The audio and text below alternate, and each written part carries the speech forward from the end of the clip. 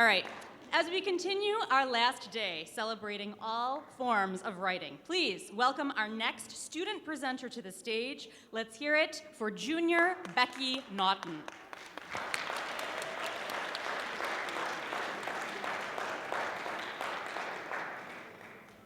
Can you hear me?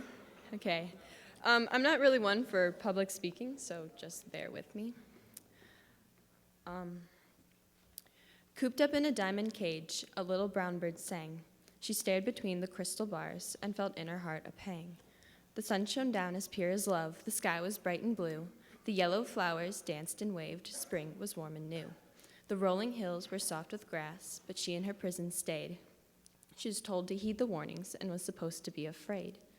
There was rain that fell out in the world, and ice and snow and sleet, and there was no way of telling of the predators she'd meet.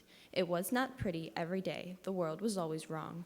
She was safe there on her perch, she sang her pretty song. The door to her gemstone cell was never locked nor barred. To escape or run away would not be very hard. It was the other birds that made her stay inside the cage's walls. They always told her to never try. She would only jump and fall.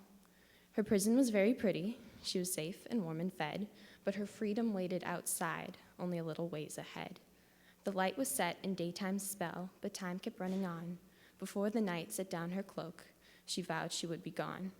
She gathered up her courage and held her breath before the door. The other birds called out to her with words she would ignore. They spoke of all the dangers of the sickness and disease. Her eyes were focused on the sky. She felt the gentle breeze. They spoke of how starvation hurts, how ghouls were very real. There's war and death and suffering, how loneliness would feel. But her mind was dead set on her plan. She was ready now to go. All of the friends who'd warned her had now gathered for the show. They watched her open up the door, and they prayed she'd change her mind. They shouted it would never work, she would be flying blind. And then, with them repeating to her back the words she knew so well, the wind refused to catch her wings, and to the ground she fell.